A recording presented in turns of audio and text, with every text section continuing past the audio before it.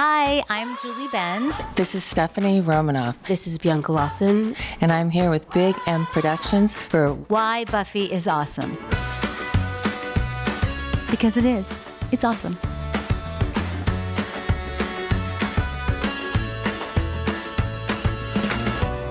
Hey! Comment ça va, Riley? Salut Sartman. Eh ben, content là, nouvelle convention, c'est Eh cool. oui, la Whisper from the Helmous 3! Ça va être fou! Tu as bossé ton anglais encore cette année, j'ai hâte. J'ai hâte aux interviews.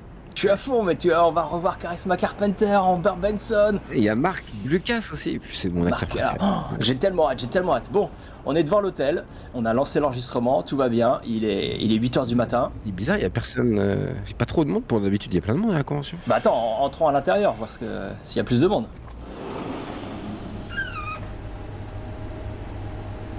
Eh ben non, il y a toujours personne, Sartman. Je comprends pas. C'est désert. Attends, j'envoie un message à Big M. Notre responsable convention, oui. Qu'est-ce qu'il dit?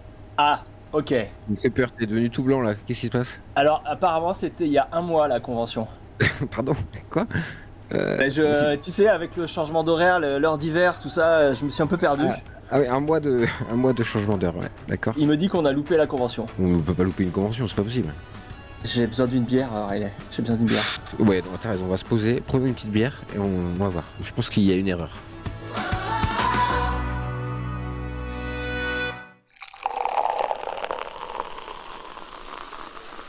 Ah, alors, Startman, qu'est-ce qui se passe? J'ai eu Mallory et Big M au téléphone. Ça va pas du tout. On a donc vraiment loupé la convention, c'était il y a un mois. Putain, mais non. Je suis dégoûté. Non, mais c'est pas possible qu'on se soit trompé, c'est pas possible. Pff, on est nul. Mais il y a une bonne nouvelle. Il y a une bonne nouvelle dans tout ce malheur. Ouais. Ils ont enregistré des sons. Ah, quand même. On va pouvoir revivre dans les conditions du direct comme si on y était, la convention. Bah vas-y alors, on voit, fais péter. Et j'envoie le premier son.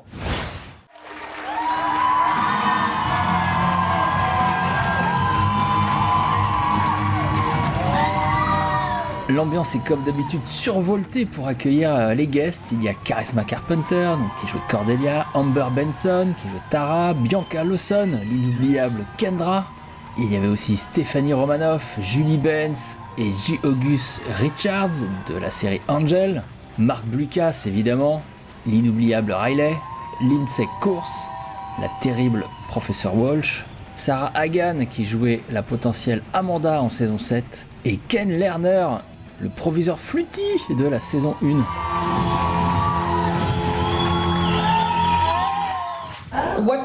La première question qu'on leur pose, c'est qu'est-ce qu'ils diraient à leur personnage? Julie Benz répond Don't bite me. S'ils pouvaient dire quelque chose à leur personnage, ce serait quoi? Elle dit ne me mords pas. Lindsay Course, Lighten up. Détends-toi un peu. Stay away from windows. Amber Benson préconiserait à Tara de s'éloigner des fenêtres. Quant à Marc Lucas, Je dirais que si tu montes dans un hélicoptère, contente-toi de te retourner. Regarde juste une fois en arrière. S'ils pouvaient choisir un autre personnage que le leur, ce serait qui et pourquoi? Maybe over there, because we don't listen so much. Marc répond qu'il voudrait être Buffy. C'est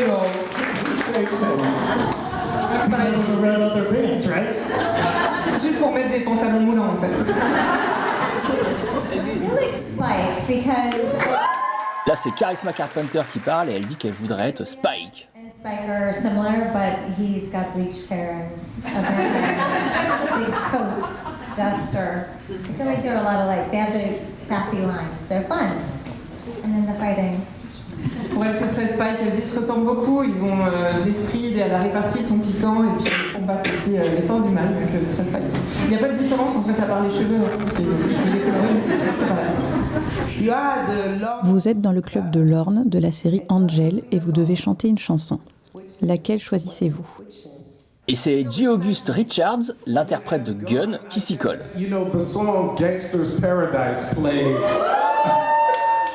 Et il réussit à mettre une sacrée ambiance dans toute la salle.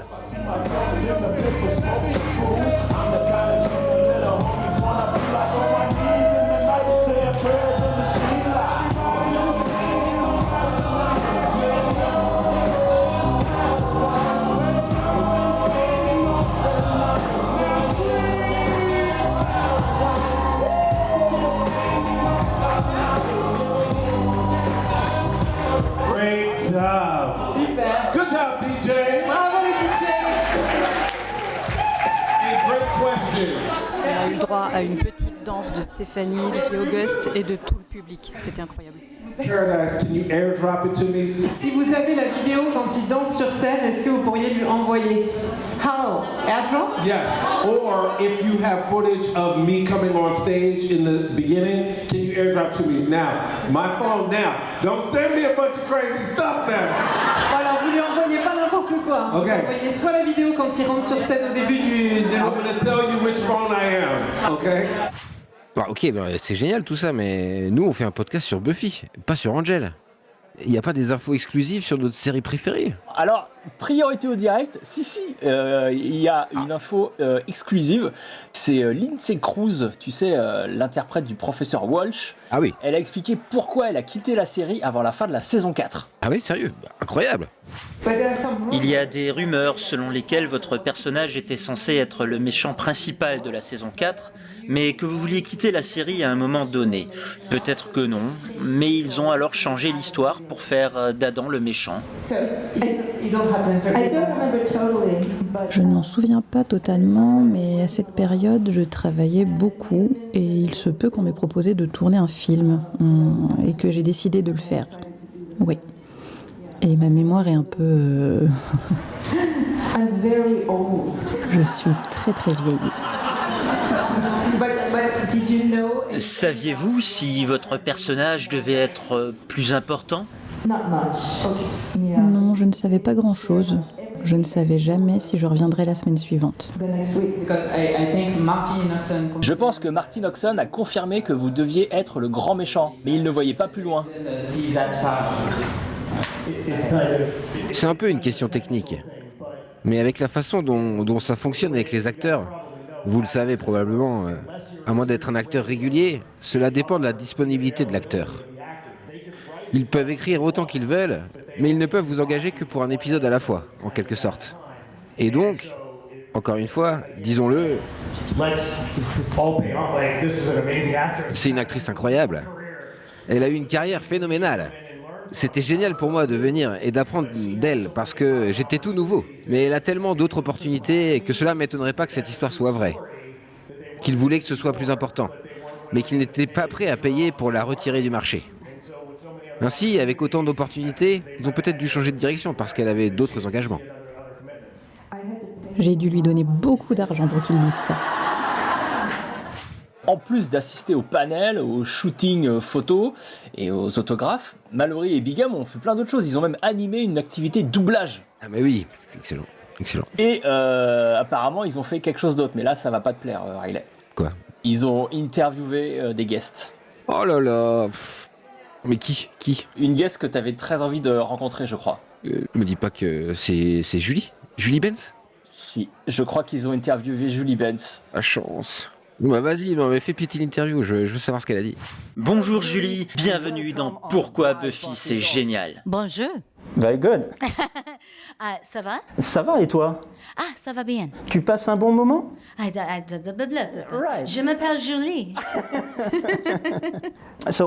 Dans notre podcast, nous faisons des commentaires audio d'épisodes de Buffy, nous regardons les scènes et réagissons en direct. Okay.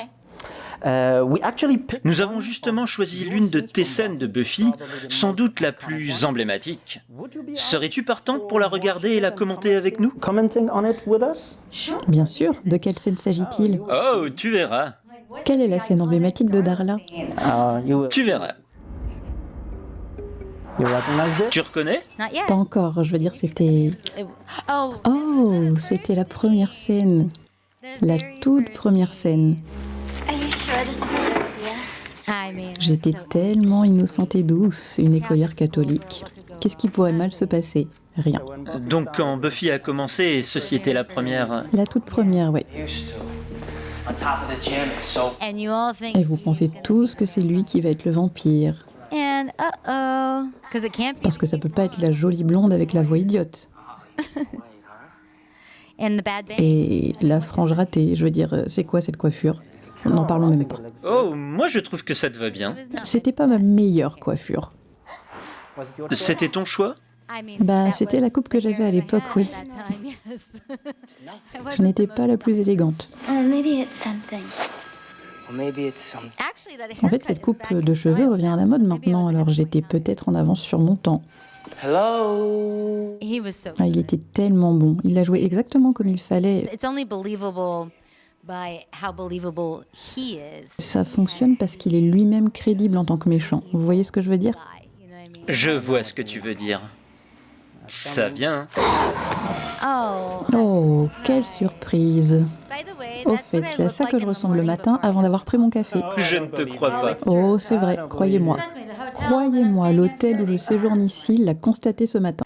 Darla est l'un des rares personnages à apparaître à la fois dans Buffy contre les vampires et Angel. Avec le recul, que représente Darla pour toi en tant qu'actrice? Alors, quand j'ai été choisie pour Buffy pour la première fois, je sortais tout juste de l'université. Pour moi, j'ai l'impression que mon passage dans Buffy et Angel était comme fréquenter la plus incroyable des écoles d'art dramatique. Mieux que d'aller à l'école de théâtre de Yale ou au programme de NYU. J'ai tellement appris sur le métier d'acteur sur le plateau, la créativité. J'ai été mise au défi à chaque épisode, particulièrement dans Angel. Vous savez, j'ai été enterrée vivante, j'ai dû monter à cheval à travers les flammes, j'ai dû chanter. J'ai dû faire tellement de choses qui m'ont mise au défi, pas seulement émotionnellement, mais aussi physiquement. Pour moi, c'était une expérience incroyable et un terrain d'entraînement extraordinaire où j'ai appris le métier. Bien plus qu'à l'université. Darla évolue considérablement au fil des séries, passant d'une vampire impitoyable... Est-ce qu'elle est vraiment impitoyable? Au début. Ou est-ce qu'elle aime simplement profondément Angel? Ça, c'est une bonne question. À un personnage profondément tragique et émouvant. Avais-tu prévu cette évolution? Ou t'a-t-elle surpris autant qu'elle a surpris le public? Je pense que ça a surpris tout le monde. Vous savez, quand on a fait la première saison de Buffy, on n'était même pas encore à l'antenne. J'avais été engagée à l'origine pour jouer la fille vampire numéro 1. Darla n'avait même pas de nom. Elle était juste fille vampire numéro 1. Puis, grâce au travail que je faisais, Joss a décidé de donner un nom à la fille vampire numéro 1, et ce nom était Darla. Et de lui donner une histoire d'origine pour aider à mettre en place la romance entre Angel et Buffy. C'était avant même que nous passions à l'antenne. Alors, quand ils ont tué mon personnage dans Buffy, ils n'avaient pas réalisé, avant la diffusion, quelle serait la réaction du public. Ils m'ont fait revenir pour quelques flashbacks, bien sûr, mais quand ils ont lancé la série dérivée Angel, ils ont réalisé que c'était une excellente occasion d'explorer la relation entre Darla et Angel et leur passé. J'ai été surprise parce que, pour moi, j'avais fait pouf, vous voyez. J'ai été piotée et j'ai fait pouf. Une fois qu'on fait pouf, c'est fini. J'appelle ça faire pouf, ce qui veut dire que j'ai été réduite en poussière. Je leur ai dit, vous ne pouvez pas me faire revenir, j'ai fait pouf. Et ils m'ont répondu, on peut faire ce qu'on veut et on te fait revenir même si tu as fait pouf. Et par la suite, j'ai fait pouf plusieurs fois. Darla est toujours très appréciée par les fans, plus de 20 ans après. Ça fait presque 30 ans. Ce qui est bizarre parce que je n'en ai que 25. Enfin, je plaisante. Je pensais que tu avais 26 ans. D'accord, si vous voulez que je sois honnête, j'en ai 27. Alors, que te disent-ils le plus souvent à ton sujet lors de conventions comme celle-ci? Je pense que les gens ont peur que je les morde et je dois leur rappeler que je ne mords pas dans la vraie vie. Je n'ai tout simplement pas les dents pour ça. Je veux dire, Darla avait de vraiment grandes incisives, vous savez. Elle avait de grandes dents. Mes dents ne sont pas si grandes. Y a-t-il une scène particulière avec Darla dans Buffy ou Angel qui te semble encore aujourd'hui particulièrement significative ou difficile à jouer? Je pense que ma scène préférée était dans Angel. C'était un épisode intitulé Dear Boy. C'est le moment où je prends le crucifix et que je le brûle sur la poitrine d'Angel en disant « Dieu ne veut pas de toi, mais moi si ». Pour moi, c'était vraiment le pivot de leur relation. Vous savez, je l'ai toujours perçue comme l'ex-femme délaissée qui se dit si je ne peux pas t'avoir, personne ne t'aura. C'est un peu ce que nous avons capturé dans ce moment. Si littéralement même Dieu ne veut pas de toi, eh bien moi je te veux toujours, mais personne d'autre ne t'aura. Cette journée sur le plateau était tellement magique. Nous tournions dans un réservoir d'eau souterrain et David et moi avions toujours eu cette sorte de super alchimie ensemble. Ce jour-là, il y avait juste... je déteste utiliser ce mot parce que je pense qu'il est galvaudé, mais il y avait une synergie incroyable entre nous deux. On pouvait le ressentir sur le plateau et on ressentait vraiment ce qui se passait. On ne faisait pas semblant. À ce stade, nous avions joué ces personnages depuis assez longtemps pour avoir les souvenirs des personnages dans nos corps et nous avons créé quelque chose de spécial. Pour moi, ça a toujours été l'une de mes scènes préférées et l'un de mes moments préférés. Un de mes moments préférés est quand Darla se sacrifie pour que Connor puisse vivre. Ah, c'était beau, oui. Quand ils m'ont envoyé ce scénario, je savais que quelque chose allait se passer, sans savoir quoi précisément. J'ai eu la sensation que c'était un cadeau incroyable parce que Darla a enfin pu obtenir sa rédemption. Pour être honnête, les femmes détestaient Darla jusqu'à ce moment-là. Je lisais les forums de discussion à l'époque et tout le monde disait « Je déteste Darla, c'est tellement une connasse ». Désolée, est-ce que j'ai le droit de dire des gros mots? Cela me faisait mal car je trouvais qu'elle était simplement mal comprise. Elle l'aime tellement et veut seulement qu'Angelus revienne.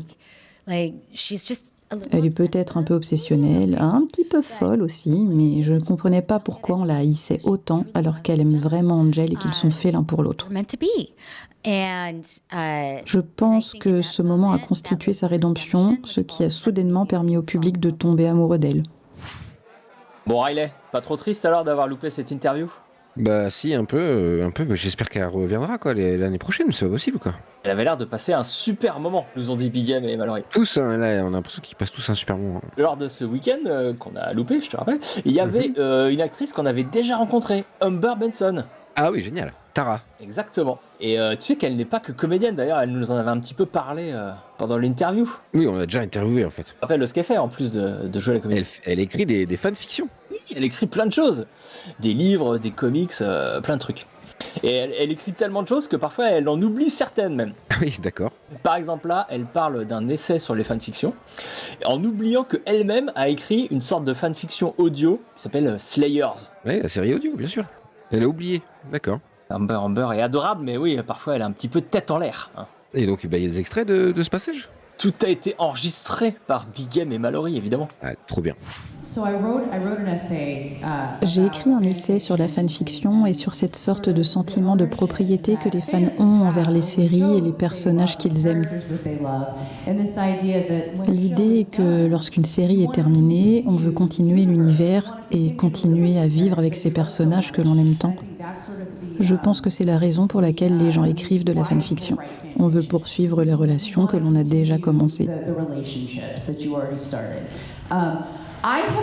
Personnellement, j'ai jamais écrit de fanfiction. Bah si, Slayers. C'est vrai, oui, non mais oui, je suppose que d'une certaine manière c'est de la fanfiction. Merci Charisma. Je n'y avais jamais pensé comme ça, mais tu as tout à fait raison. Chris Golden et moi avons fait une série Audible. C'est la continuation d'un monde que j'adore parce que j'aime tous les gens qui s'y trouvent. Ils sont ma famille.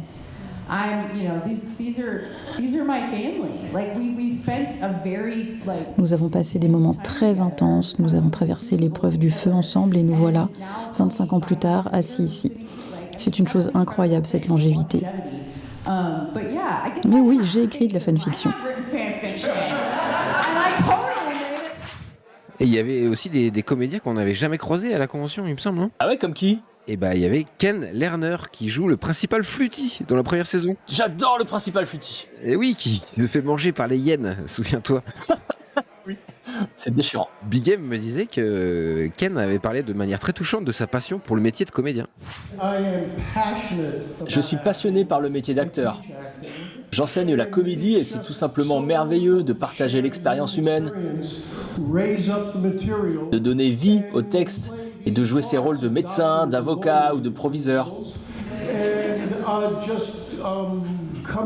Le simple fait d'arriver sur un plateau, de rencontrer de nouvelles personnes, d'aimer notre communauté et de ressentir ce sentiment que tout le monde cherche ensemble à atteindre le même objectif. Donner corps à ce que les auteurs ont écrit, à ce que le réalisateur attend.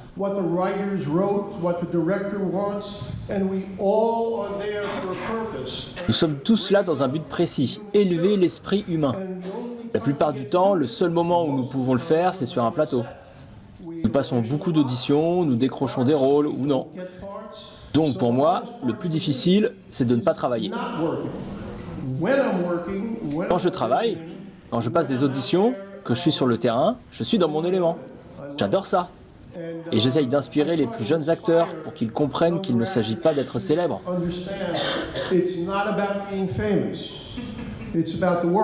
Il s'agit du travail, du plaisir qu'on y prend, de la passion qu'on y met. Si vous n'êtes pas passionné, faites autre chose. Comme je le dis souvent, nous ne sommes pas des plombiers, donc les choses ne s'emboîtent pas toujours parfaitement.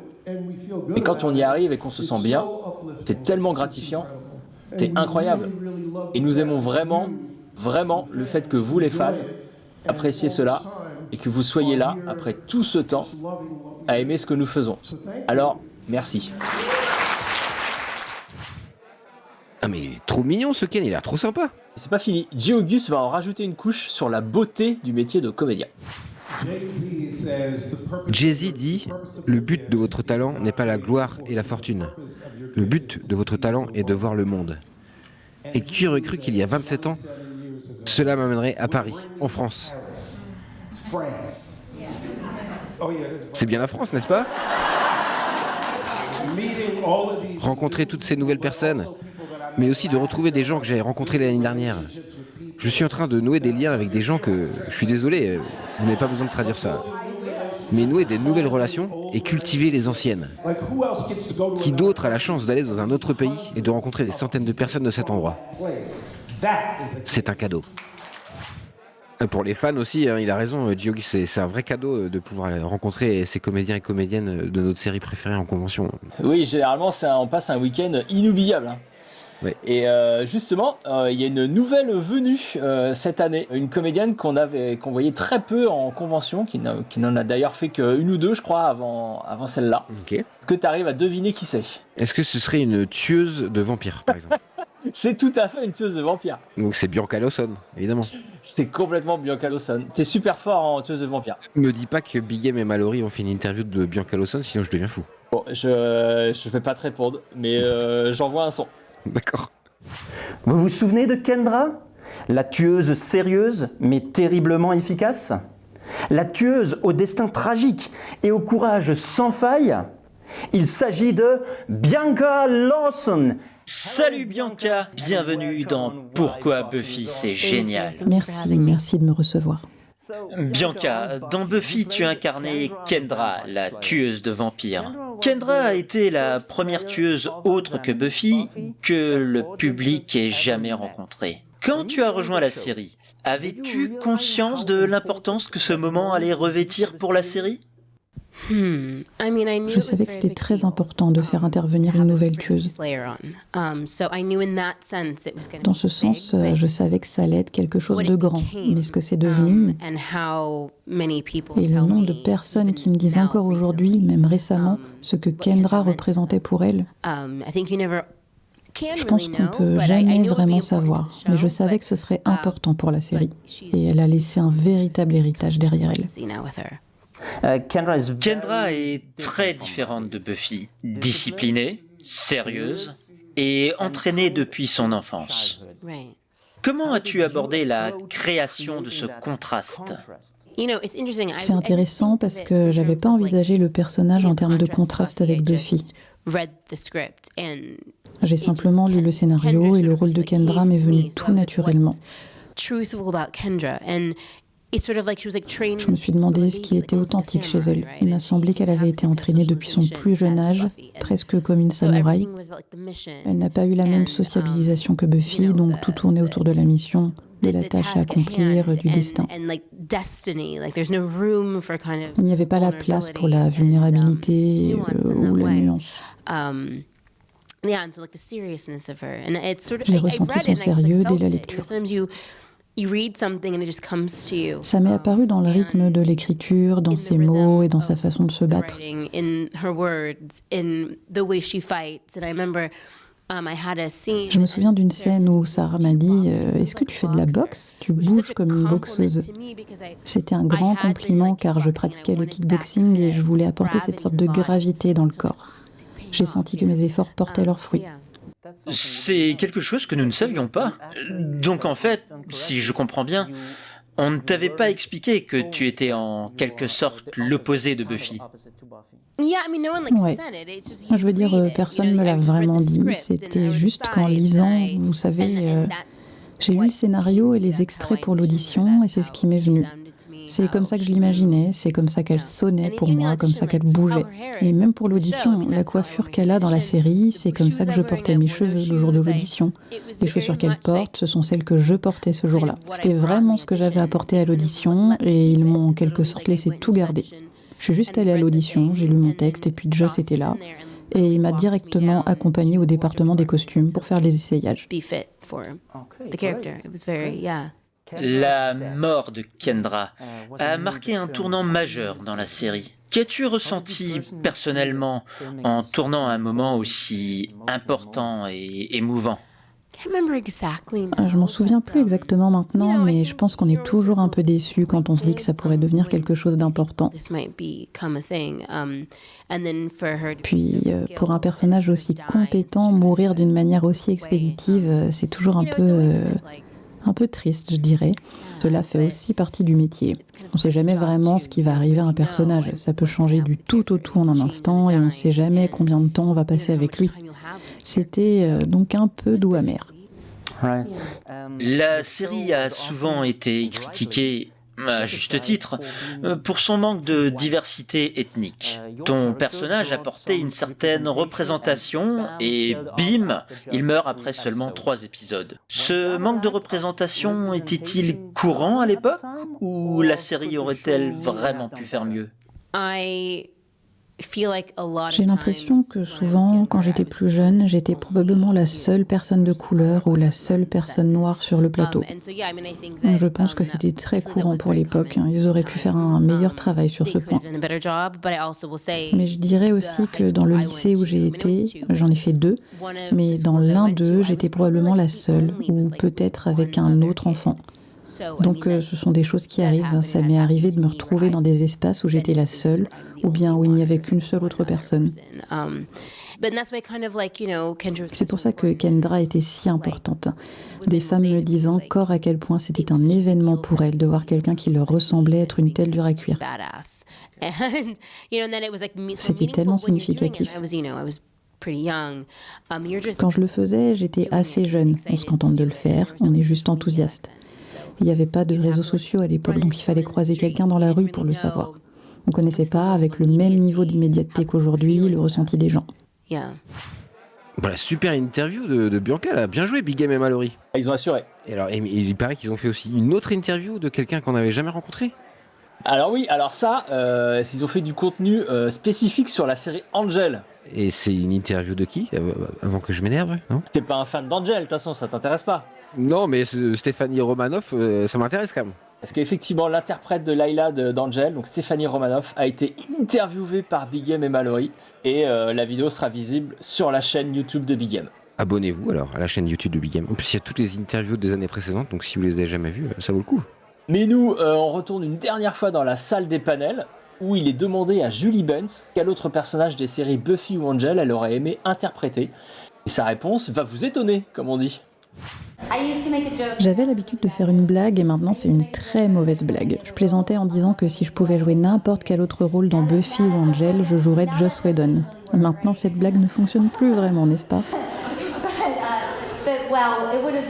Mais ça aurait été incroyable de créer une série aussi géniale. Et je suis en train de créer une série en ce moment. Je travaille avec des gens vraiment extraordinaires. Je peux pas vraiment vous dire qui, mais c'est un processus tellement formidable.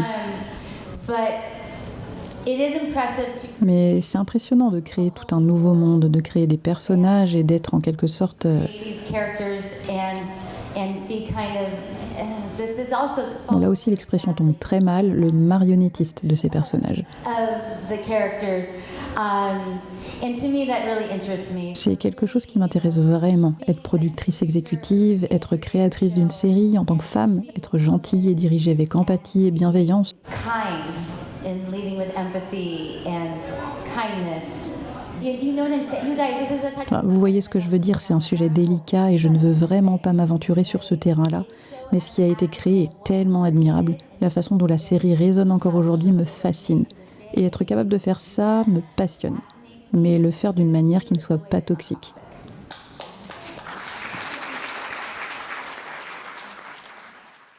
C'est super ce qu'a dit Julie Benz. Ouais, c'est vrai, hein, elle est très intéressante. Moi, je la découvre lors de cette convention, à laquelle je n'ai, je le rappelle, pas participé. Mais par l'intermédiaire des sons que j'entends, je la trouve géniale. C'est vrai, on l'avait déjà rencontrée, mais elle n'avait pas parlé autant, j'ai l'impression.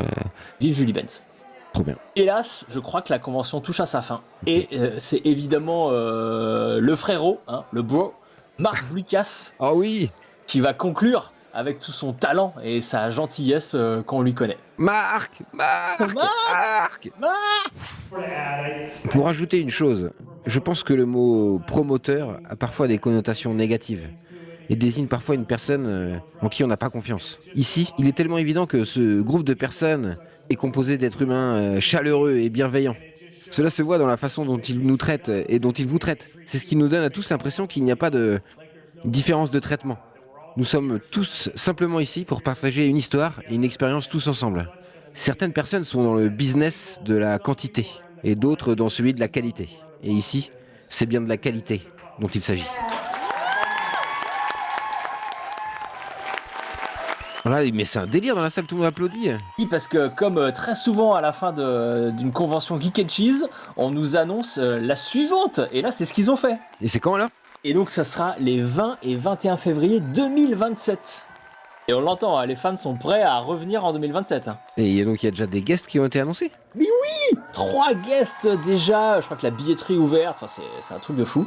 Armin Shimmerman, l'interprète de Snyder. Bien. Christine Sutherland, qui joue Joyce, évidemment, la maman de Buffy. Maman, la maman. Et ton acteur préféré, Riley, je le sais, Eric Balfour. Mais oui, Jessie. Oh, trop bien. Ça va être trop super. Et nous, on y sera l'année prochaine. Ça. On essaye de pas se tromper de date. Je m'engage solennellement à vérifier l'heure et le calendrier correctement cette fois-ci pour ne pas louper la convention. Ça n'arrivera plus. Mais bon, je trouve que avec ce qu'on vient d'écouter là, on a un peu vécu la convention quand même. Ouais, c'est vrai. Ouais. Grâce, on le répète, à Mallory et Big M qui ont fait un super travail. Bravo les copains. On leur fait des gros bisous d'ailleurs. Des gros bisous. Très bien, bah, on reprend une bière. Allez, je crois qu'on va avoir besoin d'une petite bière. Des bisous. Salut, merci.